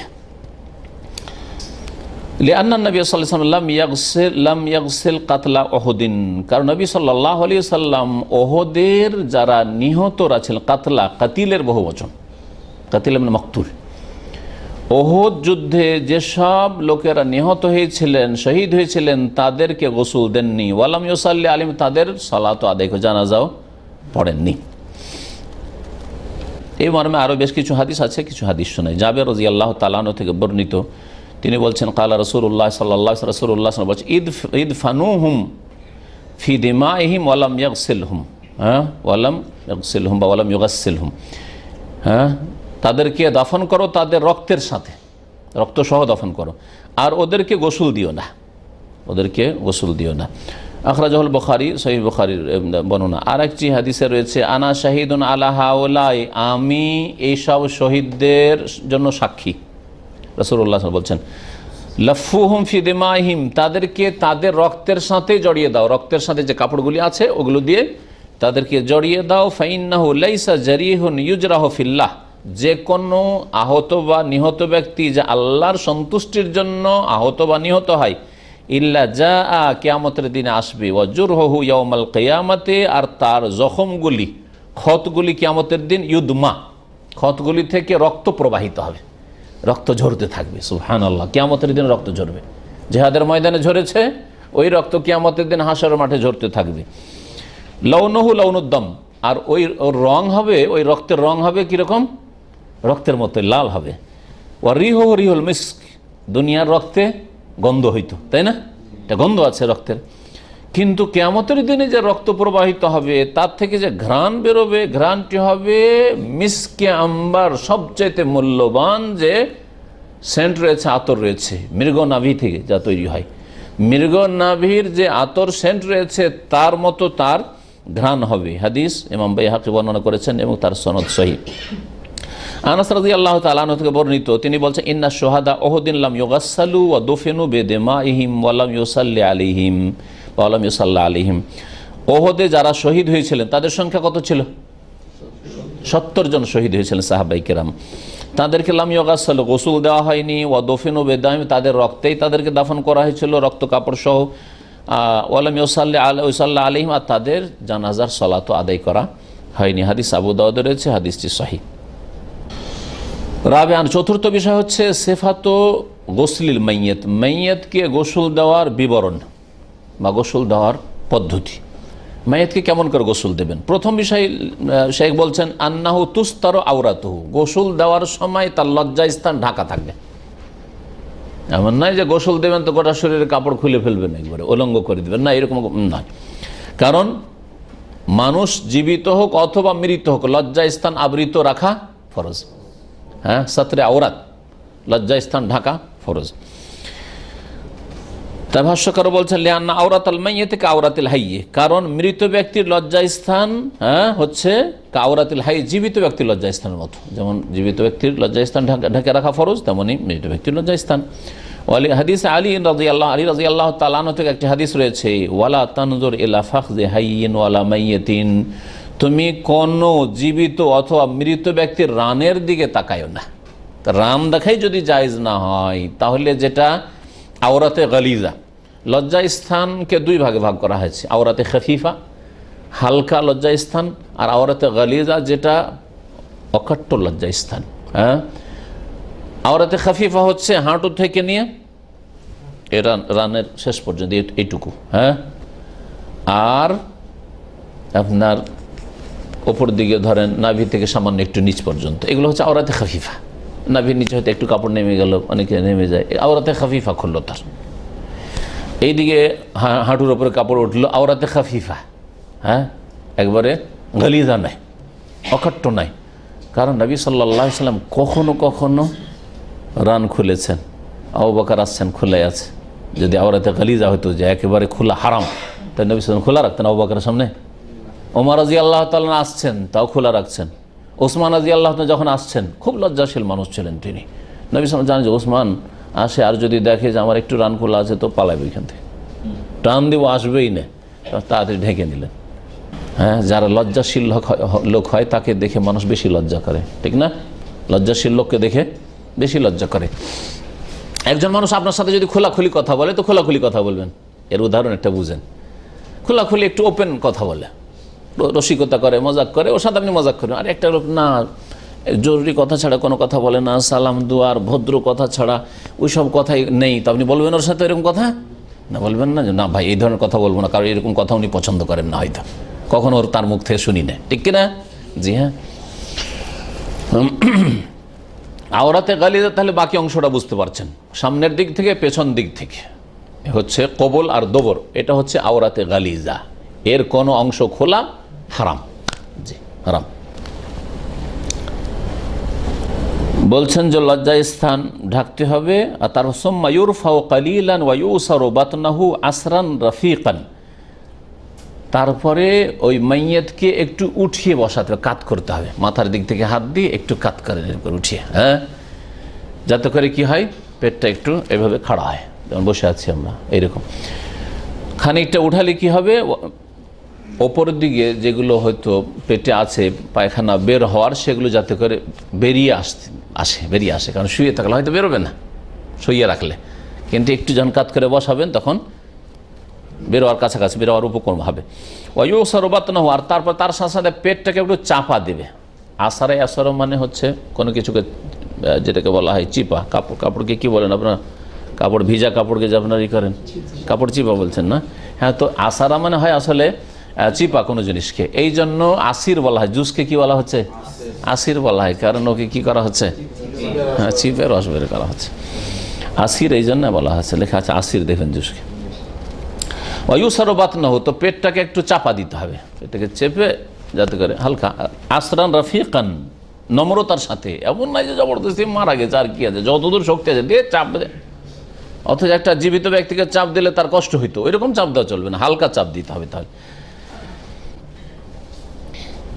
কেন এই কাজটি করতে হয় বলছে, লেকাই ইয়াখরুজ মাফি বাতনিহি মিনাল ফুদলাত মিম্মা হুয়া মুস্তাইদুন লিল খুরুজ, একটু কাত করতে হবে আর কাত করে পেটে চাপ দিতে হবে, যাতে করে পেটে যে পায়খানা আছে সেটা যাতে করে বের হওয়ার হলে বেরিয়ে যায়, বের হওয়ার মতো হলে বেরিয়ে যায় যাতে করে। আর নম্রতার সাথে নরমভাবে চাপটা দিতে হবে। কেন? লিআন্নাল মাইয়িতা ফি মাহাল্লি শাফাকাত ওয়া রাহমা, কারণ মৃত ব্যক্তির ওপর দয়া করতে হবে আর তার সাথে নরম আচরণ করতে হবে। বলে আন্না, আর আরেকটা জিনিস হচ্ছে যে মাইয়াতকে ওই রকমই মর্যাদা দিতে হবে যেমন জীবিত লোককে সম্মান দেন। লিআন্না হুরমাতাল মাইয়াত কা হুরমাতিল হাই, নবী করিম সাল্লাল্লাহু আলাইহি ওয়াসাল্লামের হাদিস রয়েছে একটা, কালা রাসূলুল্লাহ সাল্লাল্লাহু আলাইহি ওয়াসাল্লাম বলেছেন তিনি, ইন্না কাসরা আজমিল মাইয়াতি কা কাসরিহি হাইয়ান, মৃত ব্যক্তির হাড্ডি ভাঙা হচ্ছে জীবিত ব্যক্তির হাড্ডি ভাঙার মতো। তাহলে কেউ যদি মারা মানুষের হাড্ডি ভাঙে তাহলে সে কিরকম গুনাহ করলো, অপরাধ করলো? একটা জীবিত লোককে মেরে যদি হাড় ভেঙে দেয়, পা ভেঙে দেয়, হাত ভেঙে দেয়, এরকম করলো। এই হাদিসের ভিত্তিতে এই জন্য কাটাছেঁড়া করা বিনা কারণে শরীরে মৃত দেহকে জায়েজ নয়। যদি আইন বাধ্য না করি তো এমনিতে কাটাছেঁড়া করা, আর দেখি এতে কি আছে, মেডিকেলে কিছু ছাত্ররা শিখবে, এই শিখবে, আর এ অনেকে নিজের বডি দান করে দেয়, মেডিকেল কলেজকে দান করে দিলে, এগুলি জায়েজ নয়, এগুলি জায়েজ নয়। রাহ আহমদ, হাদিস মুসনাদে আহমদের। সুম্মা ইয়ালুফুল গাসিলু আলা ইয়াদিহি খিরকা, গোসল দেওয়ার আগে যে ব্যক্তি গোসল দেবে, গোসলদাতা, সে তার হাতে একটা ন্যাকড়া বেঁধে নেবে। ন্যাকড়া, এটা সব যুগে ন্যাকড়া থাকবে। আর আজকাল কিছু পাওয়া যাচ্ছে প্লাস্টিকের, যা ডাক্তাররা ব্যবহার করে, কি পাওয়া যাচ্ছে? হ্যাঁ, কি বলছে এটাকে? যাই হোক, গ্লোভস। জি, তো হাত মোজা প্লাস্টিকের বা রাবারের, যা কিছুরই হোক, হাত মোজা। তো এইটা সরাসরি যাতে করে লজ্জা স্থানে হাত না যায়, পরিষ্কার করবে, গোটা শরীর পরিষ্কার করবে, এই ক্ষেত্রে যাতে করে সরাসরি লজ্জা স্থানে হাত না যায়, এই রানগুলিতে হাত না যায়, লজ্জা স্থান যতটুকুগুলোতে হাত না যায়। কেন এটা করবে? হাতে একটা ন্যাকড়া বেঁধে, ন্যাকড়া তাহলে পেঁচিয়ে নিবে। লি আল্লাহ ইয়ামাস আওরাতাল মাইয়ে, যাতে করে মৃত ব্যক্তির লজ্জা স্থান স্পর্শ না করে। লি আন্না নাজরা মুহাররামুনকে ফাকাইফা বিমাসসিহা, কারণ লজ্জা স্থান যেখানে দেখাই হারাম, তাহলে ছোঁয়া কি করে জায়েজ হতে পারে? লজ্জা স্থান দেখাই যদি হারাম হয়, তাহলে স্পর্শ করা আরো শক্ত হারাম। আও না হবে হা, নেকড়া, তেনা অথবা আর কিছু এরকম। ফা ইউনাজ্জিহে বেহা, আর তা দ্বারা, ওই হাত দ্বারা কি করবে? তার ইস্তেঞ্জা করিয়ে দেবে। হ্যাঁ, তানজিয়াতুন মানে ইস্তেঞ্জা করানো, ইস্তেঞ্জা করিয়ে দেবে। ইস্তেঞ্জা করিয়ে দেওয়া মানে লজ্জা স্থান ধুয়ে দাও। তাহলে পেশাবের রাস্তাটা ধুয়ে দেওয়ার জন্য, পায়খানা রাস্তা ধুয়ে দেওয়ার জন্য, ছোট বাচ্চাদের যেমন পরিষ্কার করে দাও, এরকম করে দিতে হবে। এই জন্য সুম্মা ইউআদ্দিহু ওয়াদু আস-সালাতে, তারপরে তাকে ওযু করাবে নামাজের মতো ওযু। ওযু করাবে নামাজের মতো ওযু। নামাজের মতো ওযুর মধ্যে রয়েছে একটা কুলি করা, একটা নাকে পানি দাও। ওলামারা বলেছেন যে না, কুলি করাবে না, অনেকে বলছে নাকেও পানি দেবেন, এই দুটো কাজ করবে না। কারণ যদি মুখে পানি দেন তো ও তো আর জীবিত নাই যে কুলি করে ফেলবে, তাহলে ও পেটে যাবে। হ্যাঁ, পেটে গেলে আবার ও পেশাব পায়খানা রাস্তা দিয়ে বইতে পারে, তো যার ফলে ওটা করার প্রয়োজন নেই। উম্মে আতিয়া রাদিয়াল্লাহু তাআলা আনহা থেকে মর্মে হাদিস রয়েছে, নবী করিম সাল্লাল্লাহু আলাইহি ওয়াসাল্লাম বলেছেন, ফি গাসলি ইবনাতিহি, নবী সাল্লাল্লাহু আলাইহি ওয়াসাল্লামের মেয়ে যায়েনব রাদিয়াল্লাহু তাআলা আনহাকে যখন গোসল দিয়েছিল, ওই সময় ইবদানা বিমায়ামিনহা, তোমরা শুরু করো গোসল দেওয়া তার ডান দিক থেকে। তাহলে মাইয়েতের ডান দিক থেকে শুরু করতে হবে দোয়া। ওয়া মাওয়াদিয়াল ওযু মিনহা, আর তার ওযুর অঙ্গগুলি থেকে। তাহলে প্রথম ওযুর অঙ্গগুলিকে ধুয়ে দিতে হবে, ওযু করানো। এই জন্য লেখক বলেছেন যে নামাজের মতো করে ওযু করাবে। আর তারপরে যখন ওযু করা হয়ে গেল, তখন ডান দিক থেকে শুরু করতে হবে। যেমন ফরজ গোসল আমরা করি, স্বপ্নদোষ হলে যেমন গোসল করেন, ওই রকম ধরনের গোসল প্রথম ওযু করে নিলেন, আর ওযু করে নেওয়ার পরে ডান দিকে পানি ঢাললেন। তো ওই রকম মাইয়েতের ক্ষেত্রেও গোসলের তরিকাটা হবে। সুম্মা ইয়াগসিলু রাসাহু ওয়া লাহিয়াতাহু বিমাইন ওয়া সিদিন, তারপরে মাথা ধুইবে এবং বা ইয়াগসিলু রাসাহু, মাথা ধুইবে, ওয়া লাহিয়াতাহু, দাড়ি ধুইবে, বিমাইন পানির দ্বারা আর বরই পাতা দ্বারা, আও নাহবিহি, বা ওই রকম অন্য কিছু দ্বারা। বরই পাতার কাজ যদি অন্য কিছু দিয়ে হয় তা হতে পারে, কিন্তু বরই পাতা যদি লব্ধ থাকে তাহলে বরই পাতায় ব্যবহার করবে, যাতে সুন্নতুর আমল হয়। সুম্মা ইউগসালু শিক্কাহু বা ইয়াগসিলু শিক্কাহুল আইমান, তারপরে গোসলদাতা ধুইবে তার ডান দিক। সুম্মাল আইসার, তারপরে বাম দিক। সুম্মা ইয়াগসিলু কাযালিকা মাররাতান সানিয়া ওয়া সালিস, তারপরে দ্বিতীয়বার ধুইবে, দ্বিতীয়বার গোসল দেওয়া হবে, তৃতীয়বার গোসল দেওয়া হবে। 3 বার হয়ে গেল ভালো কথা, না হলে 5 বার করবে, 7 বার করবে, যেমন হাদিসে পেলেন।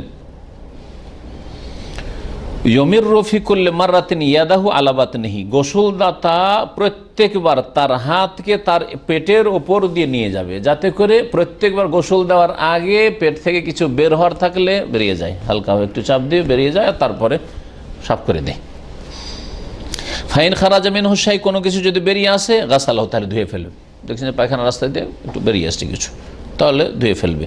ওয়াসাদ্দাল মাহাল, শেষখানে সাদ্দাল মাহাল, পায়ু পথকে বন্ধ করে দেবে। বন্ধ করার তরিকাটা কি হবে? শেখ বলছেন বেকুতনিন, তুলো দ্বারা, আর না হবে হি, অথবা এইরকম কিছু দ্বারা, তুলো বা এইরকম যা কিছু হোক, তুলো না হলে যা দিয়ে বন্ধ করা যেতে পারে বন্ধ করে দেবে। ফাইনলাম ইয়াস্তাম শেখ, দেখা যাচ্ছে যে তুলো দেওয়ার পর রসে যাচ্ছে, হতে পারে ডায়রিয়ার রোগী, পাতলা পায়খানা ছিল, এরকম অবস্থায় মারা গেছে, তাহলে হতে পারে যে রস্তি আছে, তখন কি করবে? ওরও সমাধান আছে। ফাইনলাম ইয়াস্তাম শেখ, তাতেও যদি না রুখে, কিছু বেরোতে থাকে, ফাবে তিনিন হাররেন, তাহলে গরম কাদা দিয়ে, কাদাটাকে মাটি গরম করে ওখানে লাগিয়ে দেবে। আর আঠা এঁটেল মাটি যদি হয়, তাহলে তাতে আর কিছু বেরিয়ে আসবে না। সেটা যদি গরম করে দেওয়া হয়, তাহলে তাতে আরও মজবুত হয়ে যাবে, এই জন্য গরম করতে বলা হয়েছে। আও, অথবা এটা হচ্ছে যে কোনো যুগের জন্য, আও আজকালকার যুগে বেওয়াসাইল তিব আল হাদিসা, অথবা নতুন নতুন যে মেডিকেলের উপায়গুলি রয়েছে, মেডিকেলে ডাক্তারিতে যে সব উপায়গুলি রয়েছে, সেই উপায়গুলি গ্রহণ করবে। যেমন কাল্লাজক বানাহবিহি, যেমন কোনো স্টিকার, কি বলে ওগুলোকে, টেপ, টেপ বানাহবি, বা এই ধরনের কোনো কিছু, একটা ঘা কেটে গেলে ওর উপরে যে লাগাই, যে পটিগুলো বা এগুলো লাগায়, হ্যাঁ, ব্যান্ডেজ বা কিছু, তো ওই ধরনের কিছু লাগিয়ে দেবে। নবী করিম সাল্লাল্লাহু আলাইহি ওয়াসাল্লাম ডান দিক থেকে শুরু করতে বলেছেন গোসলের ক্ষেত্রে, আর ওযুর জায়গা থেকে শুরু করতে হবে, সহিহ বুখারী মুসলিমের হাদিস। আর তারপরে একটি বিষয় ছিল যে পানি আর বরই পাতা দিয়ে, তো এটা বুখারী মুসলিমের হাদিস, এর আগে আলোচনা করেছি, 3 বার 5 বার 7 বার হাদিস এর আগে আমাদের আলোচনা এসছে। জি, তারপরে শেখ বলছেন ওয়ায়ুঈদু ওযুআহু, আর শেষখানে আরেকবার ওযু করিয়ে দিবেন। শেষখানে আরেকবার কেন ওযু দিয়ে শুরু করেছেন, তাই না? শেষখানে আরেকবার কেন ওযু করাবেন? কারণ ওই যে বারবার পেটে একটু চাপ দিচ্ছেন, কিছু যদি বেরিয়ে এসে থাকে তাহলে তো ওই ওযু আর কাজ হয়নি, তাহলে শেষখানে আরেকবার কি করবেন? ওযু করিয়ে দেবেন।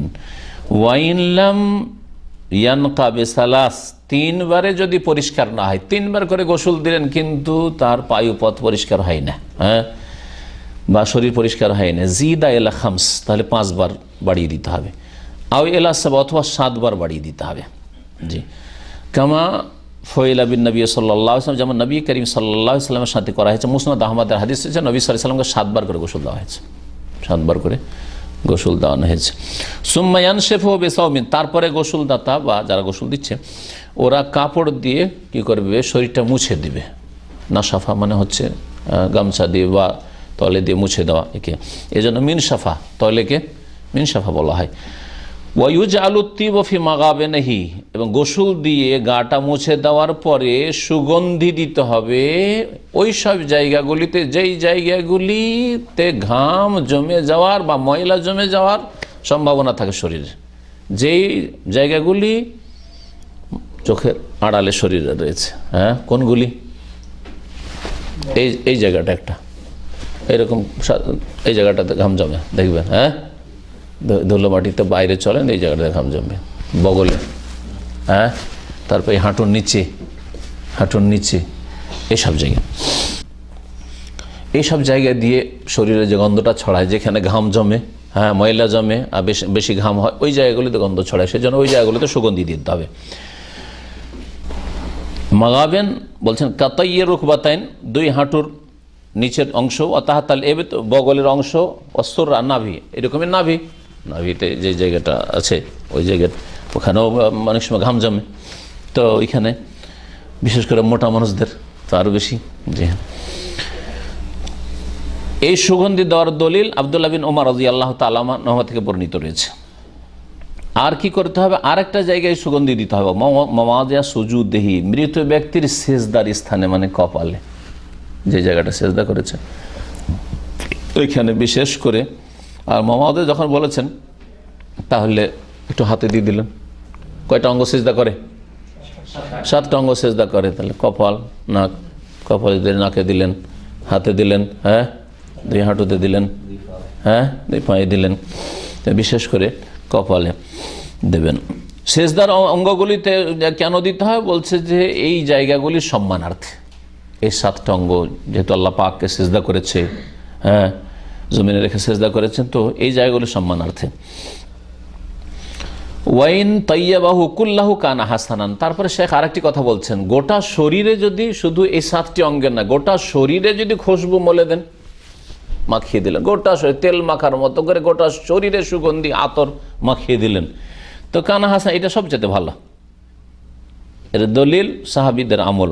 লে আন্না আনাসান তলিয়া বিল মিস্ক, আনাস রাদিয়াল্লাহু তাআলা আনহুর যখন ইন্তেকাল হয় তখন তাকে মিস্কে আম্বার দিয়ে মালিশ করা হয়েছিল গোটা শরীরকে। এরকমই আব্দুল্লাহ বিন ওমর রাদিয়াল্লাহু তাআলা আনহুমার যখন ইন্তেকাল হয় তাকেও তলিয়া মাইয়াতান বিল মিস্ক, ইন্তেকালের পরে মিস্কে আম্বার সবচেয়ে মূল্যবান সুগন্ধি দ্বারা গোটা শরীর মালিশ করে দেওয়া হয়েছিল। এই জন্য গোটা শরীর যদি আতর মাখিয়ে দেন, তেল মাখা করে মৃত দেহকে, তো আরও ভালো। ওয়ায়ুজাম্মারু আকফানহু বিল বখুর, আর তারপরে তার কাফনে ধুনি দেবে। ধুনি বুঝেন? হ্যাঁ, বখুর বুঝেন না ধুনি বুঝেন? এ দেশে এসে বখুর বুঝলেন, কিন্তু এটা তো ধ্বনি শব্দটা তো আমাদের দেশে, এই ধ্বনি শব্দটা উর্দু ফার্সি থেকে আমাদের বাংলায় গিয়েছে। ধ্বনি হচ্ছে কি, ধোঁয়ার মাধ্যমে সুগন্ধি দেওয়া। হ্যাঁ, আগর কাঠ জ্বালিয়ে, যে ওদের হিন্দি যেটা আগর কাঠ জ্বালিয়ে যে সুগন্ধি হয়, আরবরা যারা খুব দামি কাঠ, এটা দরকারে এটা কাফনে দেবেন আর কি। যদি তা যদি না থাকে আমাদের দেশে সেটা হয়তো সম্ভব নয়, অনেক দাম আর মানুষ ব্যবহার করে না, তাহলে কি করবেন? আগরবাতি শুধু আপনি আতর দিয়ে দেন, আতর ছিটিয়ে দেন, তাও চলে। নবী করিম সাল্লাল্লাহু আলাইহি ওয়াসাল্লামের হাদিস রয়েছে 3 বার করে এই কাফনে ধুনি দেওয়া ভালো, ধোঁয়া দেওয়া ভালো। নবী সাল্লাল্লাহু আলাইহি ওয়াসাল্লাম বলছে, ইযা জামারতুমুল মাইয়িতা ফাআজমিরুহু সালাসান, যখন তোমরা মৃত ব্যক্তিকে ধুনি দেবে, ধোঁয়া দেবে সুগন্ধির, ফাআজমিরুহু সালাসান 3 বার করে দিও। মুসনাদ আহমদের হাদিস, মুসান্নাফ ইবনে আবি শাইবার হাদিস। কিন্তু ওই মৃত ব্যক্তি যাতে মুহরিম না হয়, ইহরামের অবস্থায় থাকলে, ইহরামের অবস্থায় যেহেতু সুগন্ধি হারাম, নিষিদ্ধ, সেই জন্য ইহরামের অবস্থায় কেউ যদি হজে উমরাতে গিয়ে ইন্তেকাল করে তাহলে আতর সুগন্ধি দেওয়া যাবে না।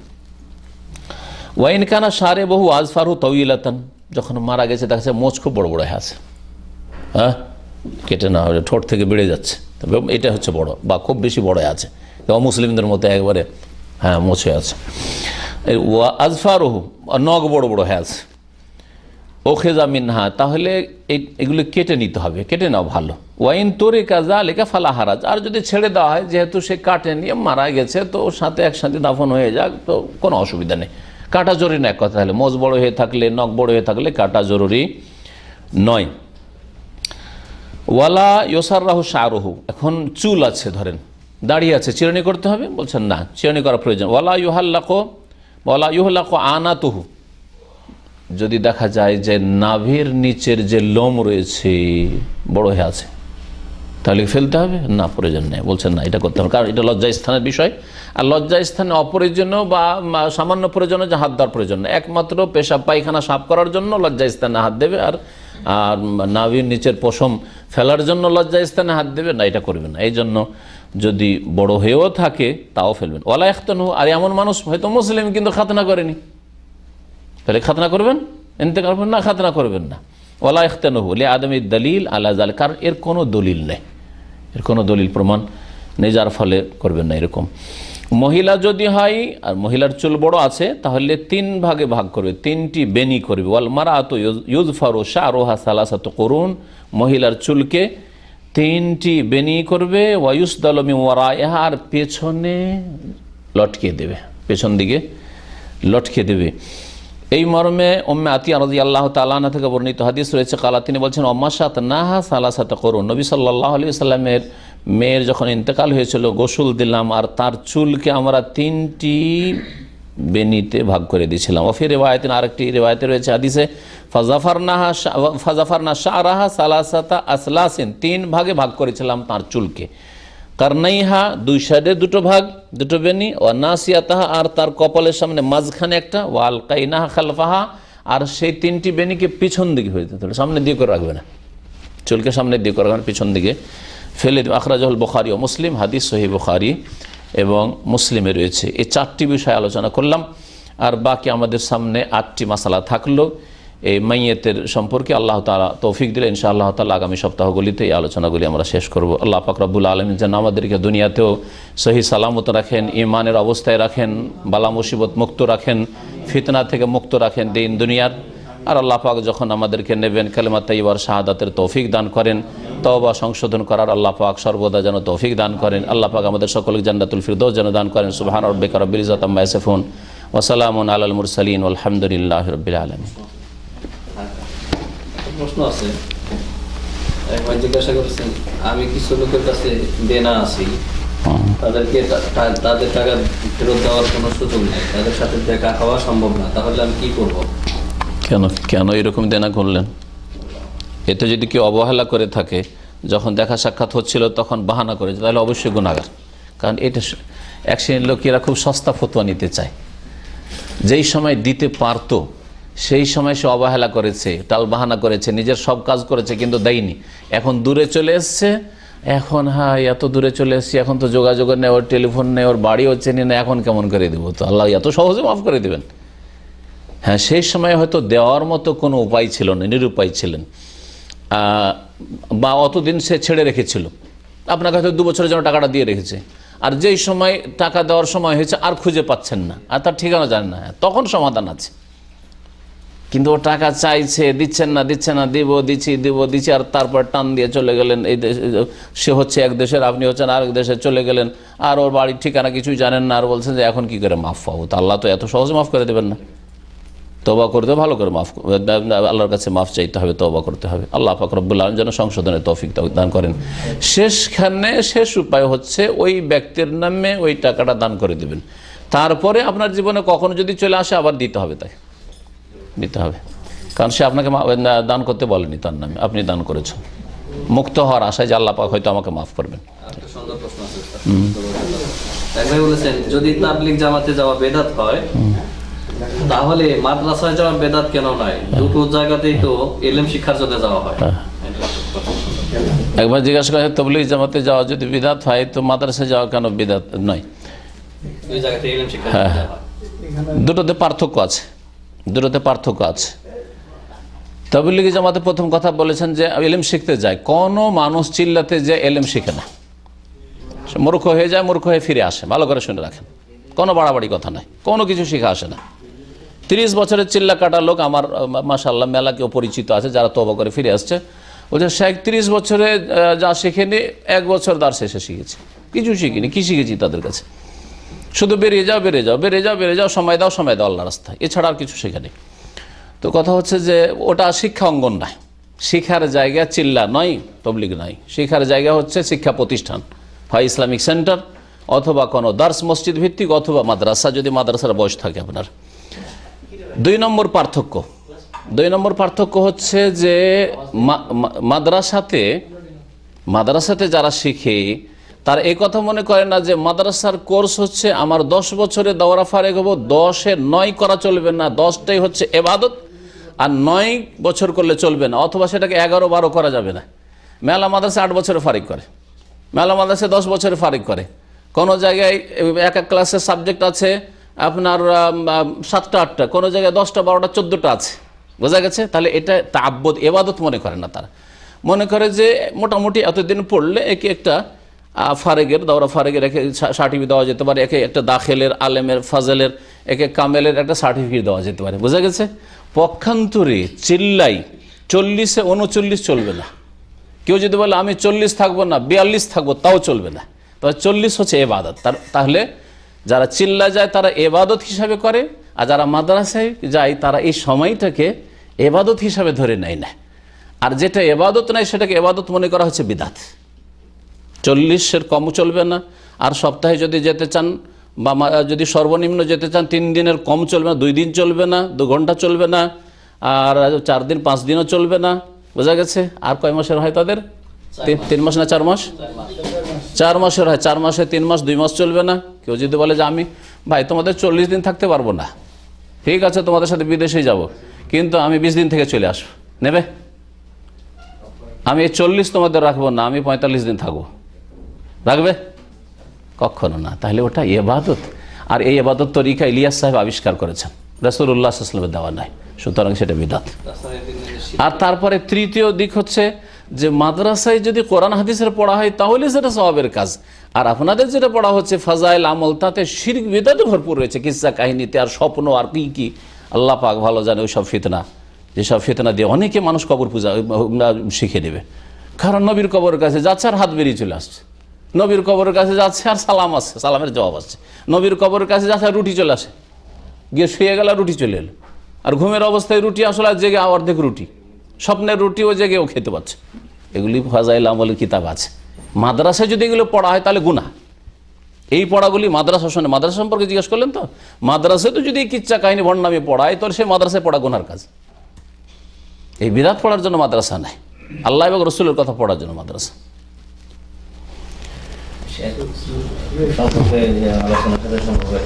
হ্যাঁ, আসছে আগামী সপ্তাহের দার্সে। স্বামী স্ত্রী একে অপরকে গোসল দিতে পারে, জি, মানে এটা সবচেয়ে ভালো। লজ্জাস্থান দেখতে পারবে, স্পর্শ করতে পারে, তার হাতে ওই সব তেনা বাঁধতে হবে না, বোঝা গেছে? জি। মারা গেলে বিবাহ নেকাহ টুটে যায়, বিবাহ নষ্ট হয়ে যায়, এটা ভুল ফতোয়া, কিছু মযহাবের ভুল ফতোয়া এগুলি। মারা গেলেও স্বামী স্ত্রী থাকে, এই জন্য তো জান্নাতে গিয়ে উঠবে, 2জন জান্নাতে গেলে না আবার নিকাহ পড়াইবে নাকি? তাহলে ওদের ফতোয়াতে যা আছে মারা গেলে বিবাহ টুটে যায়, নেকা নষ্ট হয়ে যায়। যদি নষ্ট হয়ে গেল তাহলে জান্নাতে যে স্বামী স্ত্রী একসাথে হবে তা আবার বিবাহ পড়াবে নাকি? তাহলে তো দেখি তো ভুল কথা, সব বিষয়ের সাথে সম্পর্কিত। হ্যাঁ, জাহেল সব জাহেল, এই মজাবি তকলিদে বরবাদ করে দিয়ে সব।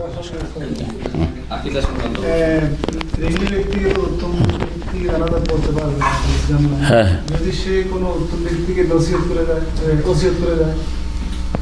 ঋণী ব্যক্তির জানাজা পড়া যাবে না যতক্ষণ পর্যন্ত তার এই ঋণ পরিশোধের কেউ দায়িত্ব না নেবে। যদি দায়িত্ব নিয়ে নেয় তাহলে ঠিক আছে, যে আমি দায়িত্ব নিলাম আমি দিয়ে দেবো, তাহলে জানাজা পড়বেন, সবাই জানাজা পড়বে। হ্যাঁ, আর যদি ওসিয়ত করে গিয়ে থাকে ছেলেদেরকে, তাহলে তারা বলবে যে হ্যাঁ ওসিয়ত করেছে আমরা পুরা করে দেবো, অথবা তখনই পুরা করে দেবে। যতক্ষণ ঋণ পরিশোধ করা হবে না ততক্ষণ তার আযাব মাফ হবে না, কঠোর শাস্তি রয়েছে। আগামী সপ্তাহে ইনশাআল্লাহ সময় হলে আরও বলবো। নবী সাল্লাল্লাহু আলাইহি ওয়াসাল্লাম বলছেন যে এই যে তুমি যে দায়িত্ব নিয়েছিলে ওই ঋণটা পরিশোধ করেছো, ওর তো জানাজা পড়া হয়ে গেছে। বলছে ইয়া রাসূলুল্লাহ আজকে ভুলে গেছি, কালকে করব। তারপরের দিন আবার জিজ্ঞাসা করেছো? বলছে হ্যাঁ করেছি। বলছে আল আন বারিদাত জিলদাতুহু, এখন তার শরীরে চামড়া ঠান্ডা হয়েছে, মানে এতক্ষণ আগুনে জ্বলছিল সে। এ তো হালকা বিষয় নয় যে মানুষের টাকা খেয়ে বসে থাকবেন বেইমানি করে, আর ধার নিয়ে বসে থাকবেন, আর টাকা দেবেন না, আর মারা যাবেন, কোনোদিন জান্নাত পাওয়া যাবে না। ইউগফারুল শাহিদ কুল্লু যামব, শহীদের সব গুনাহ মাফ হয়ে যায়, ইল্লা আদ-দাইন, ঋণের গুনাহ মাফ হয় না। শহীদের সব গুনাহ মাফ হয়ে যায়, কিন্তু ঋণের গুনাহ মাফ হয় না। মানুষের হক আল্লাহ মাফ করবে না, মানুষ মাফ করতে হবে, ওকে মাফ করতে হবে। আল্লাহর হক, আল্লাহ নামাজ, আল্লাহ রোজা, জাকাত হয়তো মাফ করে দিতে পারেন, হ্যাঁ, কিন্তু এই ঋণের গুনাহ মাফ হবে না। সুতরাং এই বিষয়ে একটু সজাগ থাকবেন, মানুষের টাকা খাবেন, আল্লাহ যা দিয়েছেন তাতে শুকরিয়া আদায় করেন। জি হ্যাঁ,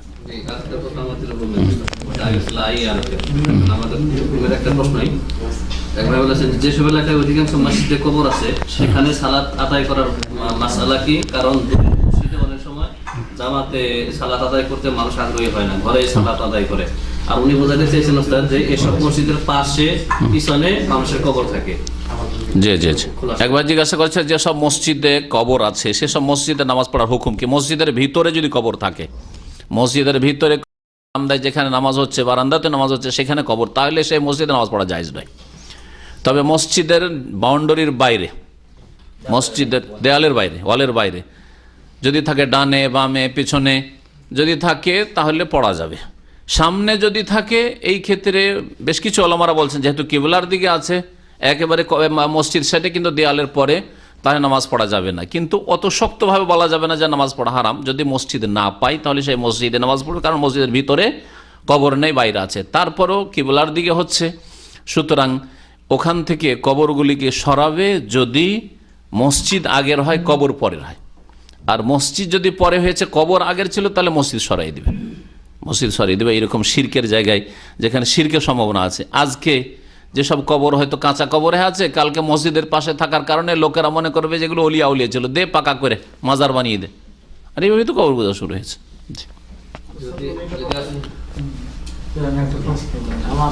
আমার মৃত্যুবার্ষিকী আমার ভাইয়েরা টাকা পাঠাইছে, তারা মৃত্যুবার্ষিকী পালন করবো, আমি না করছি, তারা এটাতে আমি করছি অন্যদিন ইউজ করি টাকাটা। জি জি, কিভাবে খরচ করবে? খরচ করবেন কিভাবে? মৃত ব্যক্তির জন্য করণীয় আমার একটা আলোচনা আছে, শুনবেন। স্থায়ী দান করার চেষ্টা করবেন। যদি বেশি টাকা দান করতে পারেন, একটা মসজিদ করে দেন, কোথাও মসজিদের অভাব আছে। যদি বলেন যে মসজিদ করতে 5 লাখ টাকা বা 4 লাখ টাকা 3 লাখ টাকা তো দিতে পারবো না, 50,000 দিতে, 50,000 একটা ইসলামিক লাইব্রেরি আপনাদের মসজিদে, একটা আলমারি আর কোরআন তফসির যতগুলি হয় হাদিস, একটা ইসলামিক লাইব্রেরি করে দেন মসজিদ ভিত্তিক। এলাকার লোকদের অজ্ঞতা দূর হবে, সহি দিন শিখবে, সহি আকিদা শিখবে, আমল শিখবে, আর এই লাইব্রেরি চলতেই থাকবে। মাঝে মধ্যে কিতাব কমবে, আবার কিনে দেবেন। কিয়ামত পর্যন্ত আল্লাহ করে যদি এরকম লাইব্রেরি চলতে থাকে তো আপনার মা বাবার নাকি পেতেই থাকবে। মাদ্রাসায় এতিম বাচ্চাদের জন্য টাকা পয়সা ছিল, মাদ্রাসায় বিতরণ করে দিচ্ছি শুধু খাবার জন্য। ঠিক আছে, খাওয়া দাওয়া না দেওয়াই ভালো। এতিম বাচ্চা হলো খাওয়া দাওয়া না দিয়ে, হ্যাঁ না খাওয়া, তারা এটা মানতেছে না। আমরা 3 ভাই বাইরে দিয়েছি অন্য মারফতে, আমি ব্যবস্থা করি, ওরা মাফ করে রাখতেছি কি, আমার শাস্ত্র রাখতেছি কি, তারা এটা অন্যভাবে গিয়ে যে এটা কি দেশ আছে দেশ না রাখে না, এটা মানে কত বেরিয়ে যেটা খরচ করবো আমি বড় বললাম এই নেই, রাখছি। বুঝছি। আপনার টাকা আপনার যেটা সহি দিন সেই মোতাবেক খরচ হবে। আপনার টাকা অন্যের মোতাবেক কেন খরচ হবে? অন্যের খেয়াল খুশি কেন খরচ হবে? বোঝা গেছে? তো বলবেন যে টাকা আমরা দেব, আমরা যেই রকম করে খরচ করতে বলবো ওই রকম খরচ করতে হবে, আর না হইলে লাকুম দিনুকুম ওয়ালিয়া দিন, তোমাদের টাকা দিয়ে তোমাদের কাজটা করো, আমাদের টাকা দিয়ে আমরা করছি। হ্যাঁ, আলাদা করেন। আপনার টাকা আপনি ইনকাম করছেন, আপনি আপনার টাকা দিয়ে আপনি মসজিদে ফ্যান নাই ফ্যান দেন।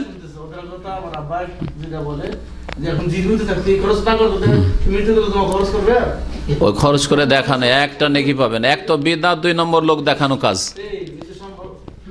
মানুষকে দেখাতে চাই যে এত লোকে খাওয়াইলো।